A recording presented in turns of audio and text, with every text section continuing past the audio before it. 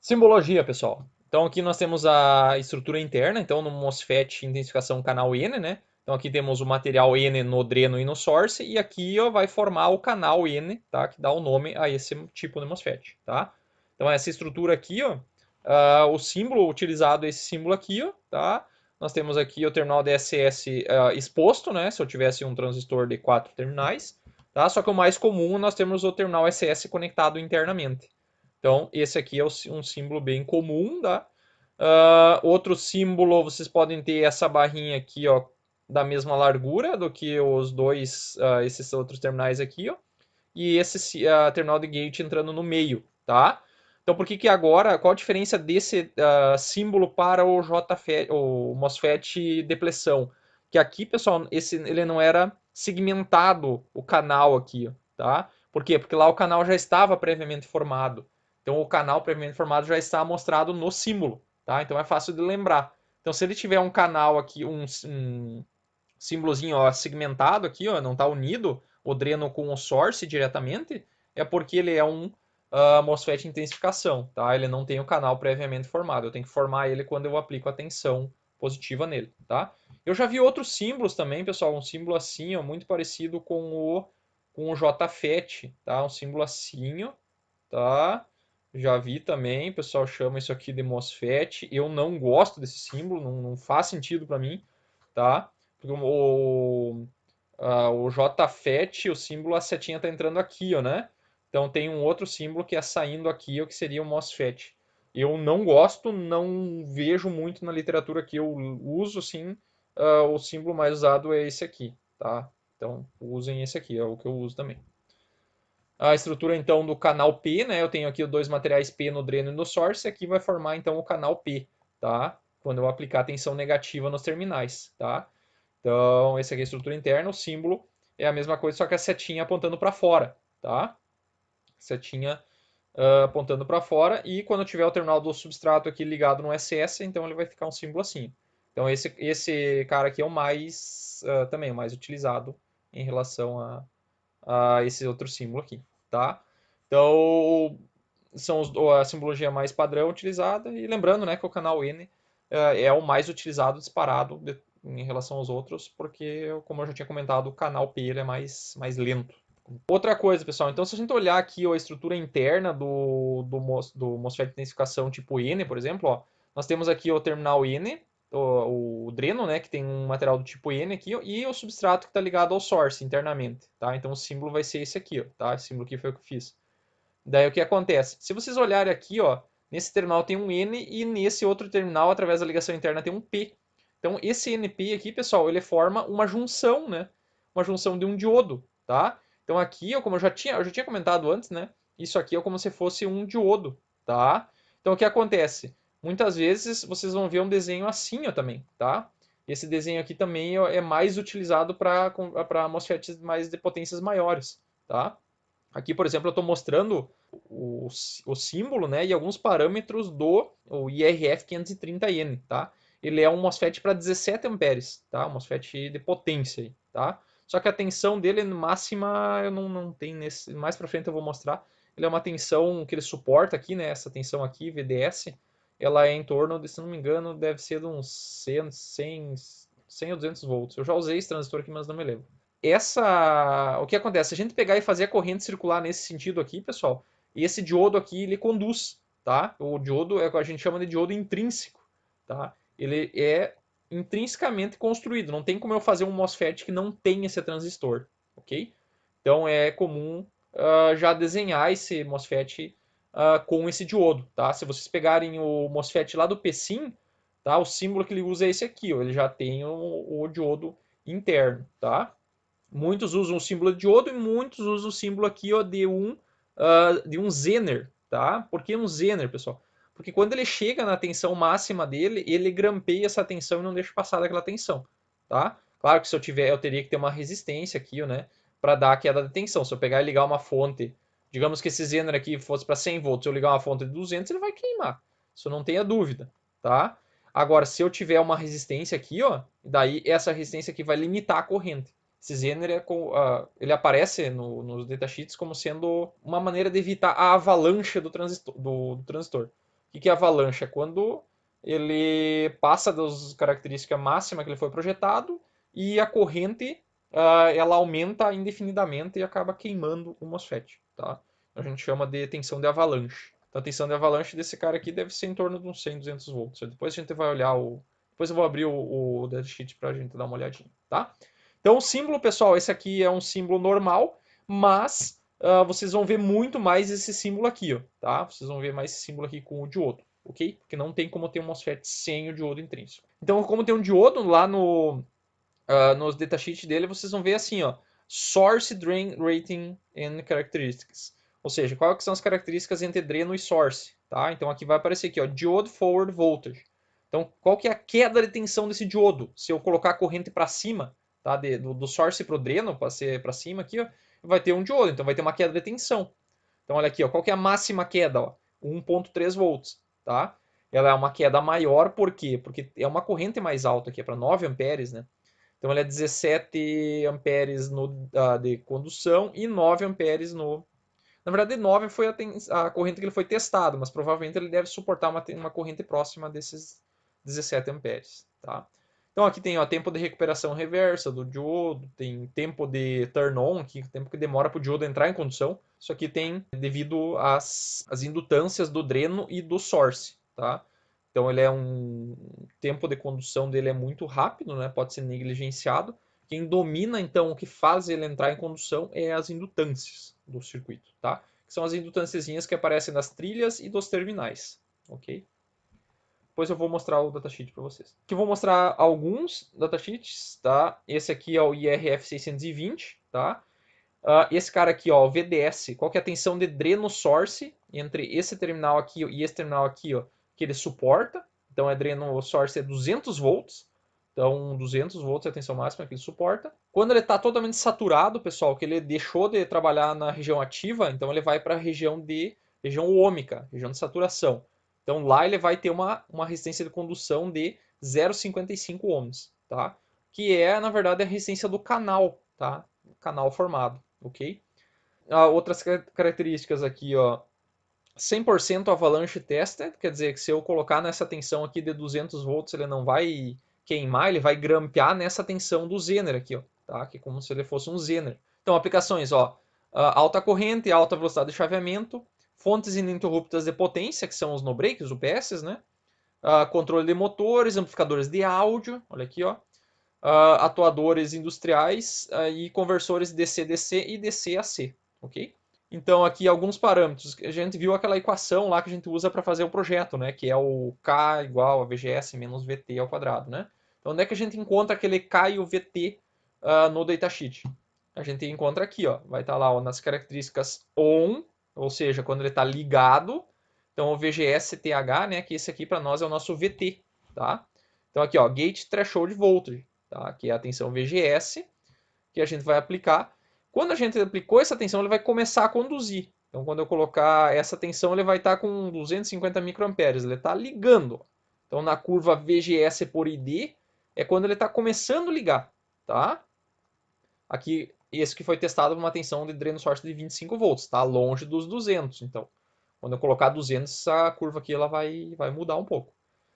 Daí, onde começar a subir aqui, pessoal, é o nosso VT. Então, se eu pedir para vocês, encontre o VT desse transistor aqui, vocês vão olhar aqui na curva, quando ele começar a subir, essa curva aqui é o VT, tá? E geralmente é expresso na tabela, só que é uma faixa de valores, ó, de 2 a 4, tá? Então, vou pegar um valor típico aqui, 3 volts, que coincidiu com o valor aqui, ó. Pode ser que essa curva fosse um pouco diferente também, tá? RDS-on aqui, 0,55, que é o valor que ele já comentou aqui, tá? E quando aqui o ID-on, ó, quando eu colocar VGS igual a 10 volts, ele garante que tenha no mínimo 6 amperes, tá? Tanto é que na curva aqui, ó, tá muito mais que 6 amperes, né? Se essa curva aqui ó, continuasse, né? Olha aqui, ó, seria uma corrente muito maior, só que daí já vai ter excedido a corrente máxima do transistor. Tanto é que aqui tá mostrando até 12, né? Mas ele nem suporta até 12, tá? Provavelmente, o que vai acontecer? Quando eu tiver com 12 amperes aqui, tem que ver qual que é a tensão que eu tenho em cima dele para ver quanto de potência eu tenho dissipado. Porque ele vai queimar por por potência, né? Porque quando ela chegar numa determinada potência, ele vai pegar e vai aquecer e vai queimar por temperatura, no final das contas, tá? Então, o VT, pessoal, tá aqui, ó. E agora como é que a gente acha esse K aqui, ó, tá? Esse K a gente vai fazer o seguinte, a gente vai pegar um ponto de operação dele aqui, qualquer ponto na curva onde ele está ligado. Então, onde é que ele está ligado? Nessa região aqui, ó, tá? Nessa região aqui, qualquer ponto que eu pegar aqui e jogar nessa equação, eu vou conseguir achar o K, porque daí todo o resto eu já tenho, né? Eu tenho o ID, tenho o VGS, que eu vou pegar nesse eixo aqui, e o VT eu já escolhi, já descobri aqui, ó, olhando onde começa a curva. Então, se eu pegar um ponto ali, por exemplo, esse aqui, ó, VGS ON aqui, por isso que a gente chama de ON. Quer dizer que ele está ligado, tá? Então, de 6 volts e olhar aqui ó, na curva quando é que dá a corrente. Então, deu 7 amperes. Então, substituindo aqui nessa equação, ó, só isolar o K nessa equação aqui, passar tudo para o outro lado dividindo. Vou ter que o ID ON sobre VGS menos VT ao quadrado. Tá? Substituindo, então vai dar um ganho K de 0,778. Tá? A unidade é o que? É ampere, né, dividido por volt ao quadrado. Tá? Então essa aqui é a unidade desse ganho aqui, desse ganho K. Ok? Aqui um outro transistor que eu já tinha comentado antes, que é o IRF 530, ele é 100 volts, tá? Não estava lembrando antes. Então esse transistor aqui, ó, o RDS-on, né, a resistência dreno source, quando ele está conduzindo é de 90 mili, tá? Então é uma resistência menor, tá? Por que menor, pessoal? Geralmente quando eu tenho MOSFETs que suportam tensões menores, as resistências são menores, tá? Por quê? Porque daí o canal lá dentro do transistor aqui, eu tenho o canal, aquele canal N que eu comentei, né? Que é onde passa a corrente. Como a tensão é menor, o canal pode ser mais curto, tá? Porque ele não precisa ter um isolamento tão grande, tá? Porque quanto maior o canal, mais tensão eu suporto. Só que daí aumenta a resistência de condução, tá? Então aqui ó, caiu pela metade, né? A tensão máxima, antes era 200, né, no transistor de antes, veio para 100, então a resistência de condução caiu de 0,55 ohms, né, que era 550 mili, caiu para 90 mili, tá? Então isso aqui não é linear e varia muito de transistor para transistor. Eu posso construir um transistor com uma resistência menor, tá? Porque é só fazer o canal mais largo. Quanto mais largo o canal, mais corrente ele conduz, menor vai ser a resistência. Tudo isso varia, pessoal, do custo do transistor, tá? Então isso vai influenciar no custo. Quanto menor a resistência, a gente tem mais caro, tá? Porque menos perdas eu vou ter, ok? Então aqui, ó, o RDS1 é 90 mil, VGS também está entre 2 e 4. E aqui ele deu uma curva, ó, curva na figura 3 lá, e olhem no datasheet, vai ter uma curva aqui que varia com a temperatura também. Se a gente pegar 25 graus aqui, ó, pegar esse ponto aqui, ó, por exemplo, tá? Primeiro eu olhei o VGS, né? Eu peguei 3 volts aqui. E para calcular o K, pessoal, então eu peguei esse ponto aqui, ó, VGS igual a 5, né? VGS igual a 5 e o ID vai dar quanto? Tem que olhar aqui, ó. Ele está de 10 em 10, né? Está em escala logarítmica aqui, por isso que essa curva ficou diferente da anterior, tá? Porque aqui está em escala logarítmica, tá? Então cada fabricante faz um jeito diferente. Essa aqui é a International Rectifier, aqui ela é diferente da ST, cada uma faz um jeito diferente. Então pegando esse ponto, substituindo aqui, ó, vai dar então um K de 5, tá? Muito maior do que aquele de antes, tá? Quer dizer, por quê? Porque esse cara aqui tem com essa mesma uma tensão menor, ele consegue a mesma corrente, então ele acaba que tem um ganho maior, ok? Então vou mostrar lá nesses datasheets aqui, vou abrir para vocês aqui, vocês vão ficar com o slide, vocês podem abrir em casa também, tá? Então vou mostrar lá nos datasheets alguns outros parâmetros, tá? Então vamos lá. Vamos lá, primeiro o IRF 530, pessoal, tá? Então esse cara aqui, ó, ele é ultra baixa resistência, né? 90 mil é uma resistência bem baixa, rápido chaveamento, testado para avalanche, tá? Então ele é um encapsulamento pequenininho aqui, ó, o TO220, que é o mais comum aí de se encontrar, tá? 3 terminais, o terminal DSS está conectado internamente, tá? Então olha aqui, ó, a corrente contínua que ele consegue é por 17 amperes. Se se aumentar a temperatura, ele vai conseguir conduzir menos, tá? E pode dissipar até 70 watts naquele encapsulamento ali. Claro que eu vou ter que botar dissipador, porque 70 watts vai esquentar, né? Ok, então aqui tem parâmetros térmicos, tem várias outras características. Aqui, ó, VGS, tá? De 2 até 4, né? O VT, né? Ganho de transcondutância, que a gente vai ver depois na análise CA. Tem até um IDSS aqui, tá, pessoal? O que é o IDSS? É a curva quando eu aplicar VGS igual a zero, qual que vai ser a minha corrente. Tá? Então, vocês lembraram daquela curva lá, ela está tocando praticamente o zero, tá? É zero, 250 micro, tá? A corrente é bem pequenininha. Na verdade, é uma leakage current, tá? É uma corrente de fuga, tá? A gente nem cuida disso aí, tá? Aqui tem as características do diodo, né? Que eu já tinha comentado, já tinha mostrado antes, que é a queda de tensão do diodo, que é 1.3 no máximo, tá? E tem várias curvas, olha aqui, ó, por exemplo, ó, tensão dreno source e corrente de dreno, tá? Com 4 volts e meio, aqui também tem escala logarítmica, por isso fica distorcido, né? E aqui também tem escala logarítmica. Então aqui, ó, quando eu tiver com 4 volts e meio de gate source, ele vai ter 10 amperes. Se eu tiver a última curva aqui é 15, né? Ele estaria com quase 100 amperes, tá? Isso aqui é só por um pulso de 20 microsegundos, tá? Então quer dizer o quê? Ele consegue conduzir correntes maiores, só que por um período muito pequeno de tempo, tá? Se eu ficasse mais tempo, o que ia acontecer? Ele ia aquecer e ia queimar por temperatura, tá? Ia fundir o canal lá e ia estragar, tá? Então aqui ele, ó, aqui, ó, para 25 graus e para 175 graus. Então aqui, ó, já deu menos corrente, ó. Esse cara aqui já está um pouquinho mais abaixo do que aquele cara lá, ó, tá? Quanto maior a temperatura, maior a resistência de condução. Já, acho que tem esse gráfico aqui, ó. RDS-on, olha aqui, ó. Isso aqui está normalizado, ó. RDS-on normalizado para a temperatura de 25 graus. Então se vocês olhar 25 graus, ele está cruzando 1, tá? 1 vezes aqueles 90 mili, tá? Então aqui, por exemplo, quando eu chegar em 120 graus, a minha resistência de condução dobrou, tá? Então isso aqui é bom, pessoal. Resistência aumentando com temperatura é bom, permite eu trabalhar MOSFETs em paralelo, tá? Isso aqui é uma característica de paralisação de colocar MOSFETs em paralelo, bem interessante, tá? E aqui tem outras características, isso aqui nós vamos mostrar depois, as capacitâncias e outros, tem várias outras curvas aqui, corrente reversa em função da tensão dreno source e assim por diante, tá? Aqui eu tenho ele ligado para fazer teste, né? Então eu coloquei acionando ele com onda quadrada e medindo as tensões e correntes e tal. Isso aqui nós vamos ver na próxima aula, né, tá? Vou mostrar agora para vocês o outro MOSFET, tá? Que é aquele IRF 620. Então eu já tinha mostrado antes, pessoal, o IRF 620, ó, mesmo encapsulamento, TO 220, só que esse cara aqui é para 6 amperes, tá? Então o RDS-on dele é maior, né? A tensão maior, então o RDS-on é 0,55. As características de aplicação é basicamente a mesma, né? Porque são feitos para a mesma coisa. E os parâmetros, pessoal, basicamente a mesma coisa. Aqui tem os parâmetros térmicos, parâmetros de avalanche.